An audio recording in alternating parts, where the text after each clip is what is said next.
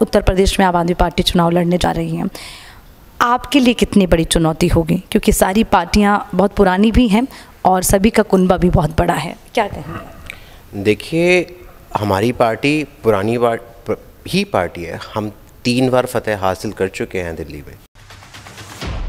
नमस्कार, मैं आपके साथ अर्चना कौशल। आप देख रहे हैं आईपा यानी कि all India progressive politics association, एक ऐसा मंच जिसमें हम बात करते हैं प्रगतिशील राजनीति की। आईपा का मकसद जनता के मुद्दों को सरकार तक पहुंचाना, आईपा का मकसद जनता की आवाज़ बनना। आईपा एक ऐसा मंच जिसमें जनता के मुद्दों को हम उज्ज्वल करते हैं, उनकी बात को सरकार तक पहुँचाते हैं। तो उत्तर प्रदेश की बात करें, राजनीतिक सरगर्मियाँ तेज हैं और सभी पार्टियाँ अपने अपने उम्मीदवारों को ज़मीनी स्तर पर उतार चुकी हैं और अब चुनाव की तैयारियां भी जोरों पर हैं। तो इसी सिलसिले में लगातार जनता से हम बात कर रहे हैं, प्रत्याशियों से हम बात कर रहे हैं और आज हम पहुंचे हैं मेरठ की शहर विधानसभा में, जहां पर आम आदमी पार्टी के प्रत्याशी कपिल शर्मा हमारे साथ हैं। उनसे बातचीत करेंगे। कपिल जी, बहुत बहुत स्वागत आपका। बहुत बहुत शुक्रिया आप सभी का। मैं आपके चैनल के माध्यम से समस्त मेरठ वासियों को शुभकामनाएं देता हूं और ये कोविड के टाइम पे ये उनसे अनुरोध करता हूँ, कोविड नियमों का पालन करें और स्वस्थ रहें। ये बहुत अच्छी बात है कि बिल्कुल शुरू में कपिल जी ने एक अच्छा संदेश अपने मेरठ वासियों को दिया। कपिल जी, हम सीधे बात करेंगे चुनाव की, क्योंकि चुनाव नज़दीक है और आम आदमी पार्टी ने आप पर भरोसा जताया और आपको जो है एक बार मौका दिया जनता के बीच जाने का। मैं आपसे ये समझना चाहूँगी, पहली बार उत्तर प्रदेश में आम आदमी पार्टी चुनाव लड़ने जा रही हैं, आपके लिए कितनी बड़ी चुनौती होगी? क्योंकि सारी पार्टियां बहुत पुरानी भी हैं और सभी का कुनबा भी बहुत बड़ा है, क्या कहेंगे? देखिए, हमारी पार्टी पुरानी ही पार्टी है। हम 3 बार फतेह हासिल कर चुके हैं दिल्ली में। उत्तर प्रदेश की? हाँ, उत्तर प्रदेश की मैं बात मानता हूँ, पर हम मौलिक अधिकारों के लिए लड़ रहे हैं और हमारा उद्देश्य सिर्फ़ और सिर्फ एक आम आदमी की जीवन शैली को ऊपर ले जाना है, बेरोजगारों को रोज़गार दिलाना है और एक ऐसा प्लेटफॉर्म तैयार करना है कि जो हमारा नव युग बाहर आए तो वो शिक्षित हो और एक ऐसे देश की हम चाहते हैं जहाँ पे हर प्राणी, हर बंदा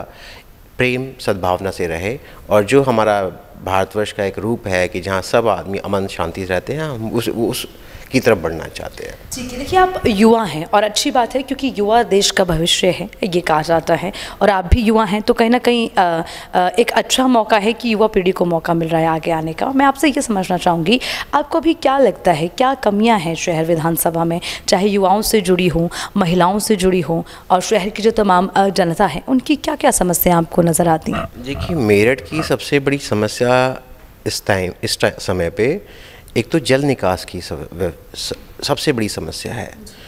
गंदगी बहुत है शहर में, सड़कें नालियाँ भरी हुई हैं। आप यातायात में जाएं तो यहाँ पे बहुत ट्रैफिक जाम रहता है।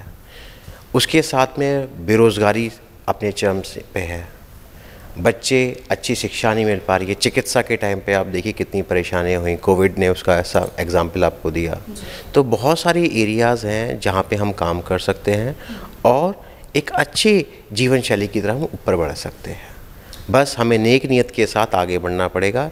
जैसे हमारे राष्ट्रीय अध्यक्ष केजरीवाल जी कहते हैं कि मैं हर आम आदमी को खास आदमी बनाना चाहता हूं, तो हमारा उद्देश्य सिर्फ एक आम आदमी को खास आदमी बनाना है और उसके लिए हम हर संघर्ष करेंगे और जितना भी हमें कोशिश करनी पड़ेगी करेंगे।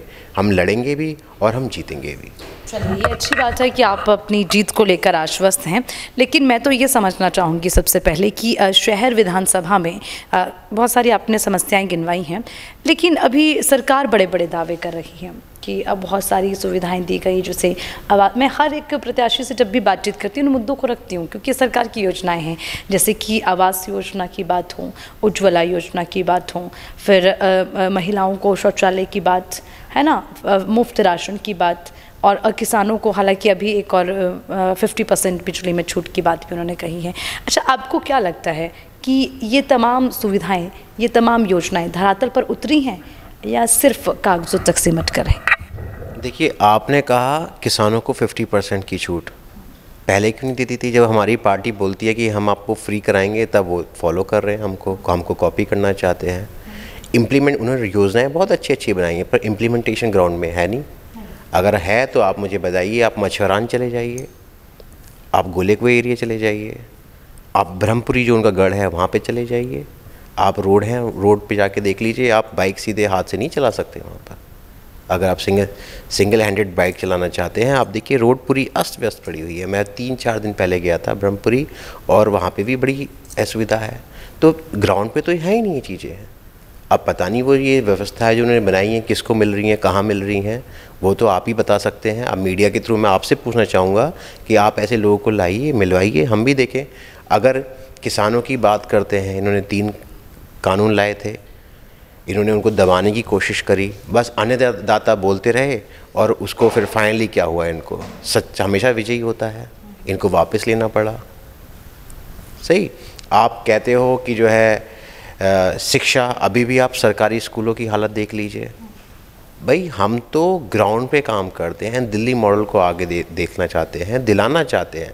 आप हमें, अगर जनता जनार्दन हमें मौका देगी तो हम आपको आश्वस्त कराना चाहता हूँ आपके चैनल की तरफ से कि केजरीवाल जी सिर्फ बोलते नहीं हैं, वो करते हैं। जितनी भी हम पॉलिसीज़ लाते हैं, जितनी हम जो है नई नई गारंटी ला रहे हैं, वो ऐसे ही नहीं है कि हमने जुमलेबाजी में बोल दिया है। उनके बराबर परमुटेशंस कम्बिनेशंस बनाए हैं हमने, कहाँ से रिसोर्सिंग होगी, कैसे उसको इम्प्लीमेंट किया जाएगा, वो सारी चीज़ें हमारे को, हम उसी के साथ चलते हैं। तो हम जो हैं सिर्फ़ और सिर्फ बोलने की नहीं है। एक अच्छा, केजरीवाल जी एक ऐसा नेता है जो गारंटी देता है। वो कहता है ये मेरी गारंटी है, आप मुझे लाइए, मैं आपको गारंटी देता हूँ। और वही ऐसा नेता है जो सिर्फ काम के लिए वोट मांगता है। वो कहता है कि भाई अगर मैंने काम किया तो आप मुझे वोट दीजिएगा, नहीं तो मत दीजिएगा। वो अभी लखनऊ आए थे, महारैली हुई थी, उन्होंने यही कहा कि भाई मैंने काम करूँगा तो आप मुझे वोट दीजिएगा, वरना मत दीजिएगा। तो जो आदमी सिर्फ और सिर्फ गरीब की सोचता है, जो आदमी एक जीवन शैली को उठाना चाहता है, जो आदमी भारतवर्ष को दुनिया के सामने प्रेजेंट करना चाहता है, जो ये चाहता है कि आम आदमी को खास आदमी बनाया जाए। अभी आप बिजली फ्री की बात करें तो सब लोग कहते थे बिजली फ्री क्यों कर रहे हैं लोग। उन्होंने फिर कहा कि भाई जब मंत्रियों को बिजली 4000 यूनिट तक मिल सकती है तो 300 यूनिट बेचारे गरीबों को क्यों नहीं मिलनी चाहिए, बताइए। तो ये सारी चीज़ें हैं, मुद्दे हैं, मैंने उसी को उजागर करना है। हम तो आपके चैनल के माध्यम से, इवन मीडिया से, हम सारी मीडिया से ये अनुरोध करेंगे कि भाई आप मुद्दों को उजागर करिए, परेशानियों को उजागर करिए। जीत हार वोट ये तो आता जाता रहेगा, पर एक किसी भी तरह से एक जीवन शैली में ऊपर उठनी चाहिए। जो हमारा गरीब वर्ग है, प्रताड़ित वर्ग है, अपेक्षित रहा है, जो अपने मौलिक अधिकारों के लिए लड़ता रहा है, आप उसकी सोचिए, उसकी आवाज़ बनिए, वही हमें एक अच्छे हिंदुस्तान की तरफ आगे ले जाएगा। बिल्कुल, देखिए कपिल जी, इसमें दो राय नहीं है कि दिल्ली में आम आदमी पार्टी का एक बार फिर से झाड़ू चला, कोई दो राय नहीं है, यानी कि आम आदमी पार्टी की फिर से वापसी हुई। हालांकि इसकी एक छोटी सी झलक हमने चंडीगढ़ पंजाब में भी देखी। आने वाले समय में हो सकता है नतीजे बेहतर हो, जैसी अभी पंजाब चंडीगढ़ की स्थिति है। अच्छा, हम आपसे एक और चीज़ समझना चाहेंगे, क्या उत्तर प्रदेश में भी आप जो है इस तरह की स्थिति देख पा रहे हैं अभी आम आदमी पार्टी की एक बड़ी पार्टी के रूप में उभरेगी और आप अपना वर्चस्व यहाँ पर कायम कर पाएंगे? क्योंकि बहुत बड़ी आबादी है और बड़ी बड़ी पार्टियाँ हैं, समाजवादी पार्टी हो गई, बसपा, कांग्रेस, बीजेपी। देखिए, जब हमने दिल्ली में स्टार्टिंग करी थी फर्स्ट टाइम, तो किसी ने नहीं बोला था कि ये आदमी जो है विजयी बनेगा।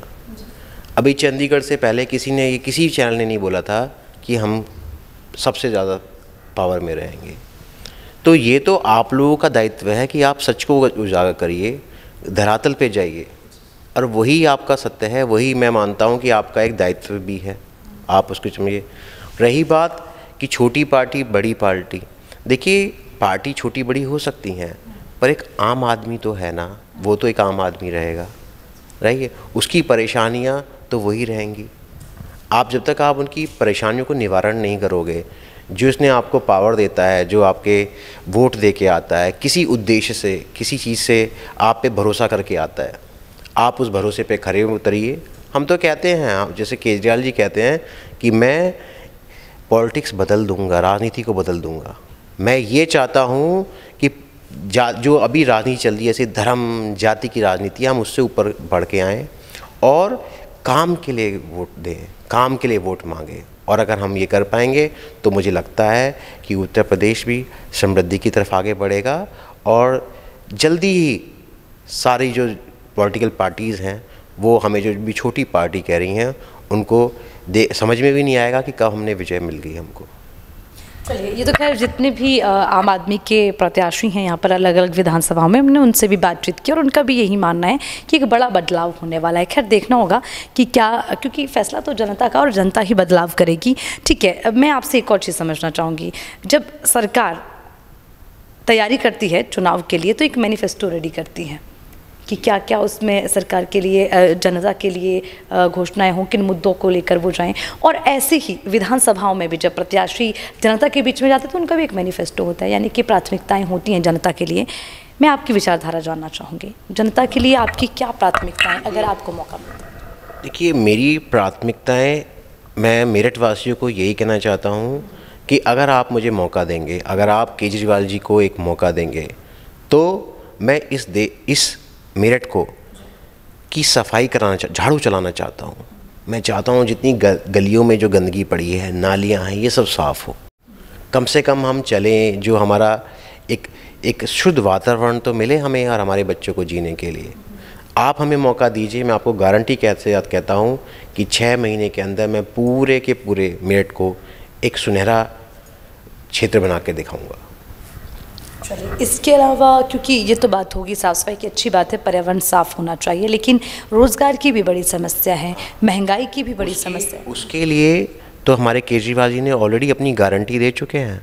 उनकी पहली गारंटी ये है कि हम 300 यूनिट तक आपको बिजली फ्री देंगे। दूसरे नंबर पे बोलते हैं कि वो 10 लाख रोज़गार हर साल देंगे। अगर वो नहीं दे पाते हैं तो 5000 रुपीज़ का मासिक भत्ता देंगे। वो इतनी बड़ी गारंटी रोज़गार के बारे में आप सोचिए, कोई आदमी इतनी बोल सकता है? उन्होंने दिया है। और उन्होंने इस बात को ये दिया था, मनीष सिसोदिया जी नोएडा आए थे, उन्होंने कहा था कि भाई ये मैं ऐसे ही नहीं दे रहा हूँ, मैंने पूरी कैलकुलेशन करी है और मैं ये कर दूँगा। उसके बाद तीसरे नंबर पे आए, उन्होंने कहा कि जितनी महिला वर्ग है जो 18 साल से बड़े हैं उनको हम हर महीने का 1000 रुपये मासिक भत्ता देंगे। अभी चौथी गारंटी में आया कि किसानों के जितने भी बकाया होंगे वो सारे माफ़ हो जाएंगे। तो हम तो एक जो गरीब है वर्ग है, अब मैं बुनकर उस नगर में गया था, वहाँ लोगों के पास 6-6, 7-7 महीने से बिजली के बिल उन पर पेंडिंग पड़े हुए हैं। वो बेचारे किसी आस से लगाए हुए हैं। अब यूनिट इन्होंने बढ़ा दी है तो वो बेचारा वर्ग बहुत परेशान है। वो ये चाहता है कि कुछ उसकी जो समस्याएं हैं एटलीस्ट कुछ से तो उसे निजात मिले, कहीं तो वो फारिग हो, कहीं तो वो चैन ले पाए। और हमारा उद्देश्य तो जी किसी भी तरीके से बस कॉमन आदमी जो हमारी तरफ आस लगा के बैठा है कि भाई ये देश हमारे लिए कुछ करेगा, हम पूरी कोशिश करेंगे किसी तरीके से उसकी मदद की जाए। चलिए, देखिए कपिल जी, हमारी भी ये कोशिश है, क्योंकि कोई भी मीडिया चैनल अभी है, मुझे लगता है कि नहीं पहुंच पाता गांव-गांव तक, लेकिन आईपा ने ये कोशिश की है, ये मुहिम शुरू की है कि हम जनता से भी उनकी समस्याओं को समझें और उन्हीं के ही विधायक और उनके जो प्रत्याशी हैं उनसे भी हम समझें कि उनकी क्या प्राथमिकताएँ हैं जनता के लिए। तो मैं आपसे जानना चाहूँगी, आईपा की इस मुहिम पर आप क्या कहेंगे? प्राथमिकता मैं सिर्फ यही कहना चाहूँगा कि देखिए, जनता जनार्दन है, ठीक है, उसको हमारे संविधान ने उसको पावर दी है कि वो अपनी स्वेच्छा से, अपनी समझ के साथ में अपने प्रत्याशियों को चुने। आप अपनी ताकत को वेस्ट मत होने दीजिएगा। सिर्फ धर्म जाति के लिए बट मत जाइएगा। सिर्फ एक ऐसे इंसान की तरफ आगे बढ़िएगा जो सिर्फ आपके बारे में सोचता है, किस तरह आपको सुख सुविधाएं दी जाएं, कैसे इस देश का विकास हो, कैसे हम एक समृद्धि की ओर बढ़ें, किस तरह हमारे बच्चे अच्छी तरह शिक्षित हों, जो हमारे लोग हैं जिनको चिकित्सा नहीं मिल पाती है उनको चिकित्सा दी जाए, और समृद्धि के साथ साथ हम विकास भी मिले और हमारा जो नवयुवक है वो शिक्षित हो और हम आगे बढ़ें। जी कपिल जी, ये संदेश तो आपका मेरठ वासियों के लिए। ज़रा अब जो आईपा ग्राउंड ज़ीरो पर काम कर रही है, हम क्षेत्र क्षेत्र में पहुंच रहे हैं, जनता से बात कर रहे हैं, उनकी समस्याओं के लिए एक मंच दे रहे हैं, उसकी इस मुहिम पर आप क्या कहें? मैं आपकी इस मुहिम से बहुत खुश हूँ और आपसे मैं तहे दिल से आपका आभारी हूँ कि आपने ऐसा नेक कदम आगे बढ़ाया है। एटलीस्ट इससे मुद्दे उजागर होंगे, जब मुद्दे उजागर होंगे तभी उनका समाधान भी होगा। जब तक आप उजागर नहीं करोगे, जब देखिए कोई आदमी कोई भी समस्या होती है, जब तक हम डॉक्टर के पास नहीं जाते हैं, उसको बताते नहीं हैं, तो उसके लिए हमें मेडिसिन लेनी पड़ती है, तभी हमारे को कुछ फ़ायदा हो पाता है। तो आपने जो ये प्लेटफॉर्म बनाया है, मुझे आपसे बहुत, मैं बोलूँगा कि तहे दिल से आप सभी का बहुत शुक्रगुज़ार हूँ कि आपने एक आम आदमी की आगे ले आ रहे हैं, उनके मौलिक अधिकारों को आप सबके सामने पेश कर रहे हैं। जी, बहुत बहुत शुक्रिया। हमारे साथ थे आम आदमी पार्टी से प्रत्याशी कपिल शर्मा जी, जो कि मेरठ शहर विधानसभा से इस वक्त चुनाव लड़ रहे हैं और हालांकि अपनी जीत को लेकर भी आश्वस्त हैं, लेकिन देखना होगा मुकाबला कितना कड़ा और जनता जनार्दन का फैसला क्या। इस बार उत्तर प्रदेश में किसकी होगी सरकार, ये 10 मार्च को तय होगा और 10 फरवरी से चुनाव की शुरुआत होगी। चलिए फिर मिलेंगे नई शख्सियत के साथ, दीजिए इजाज़त, नमस्कार।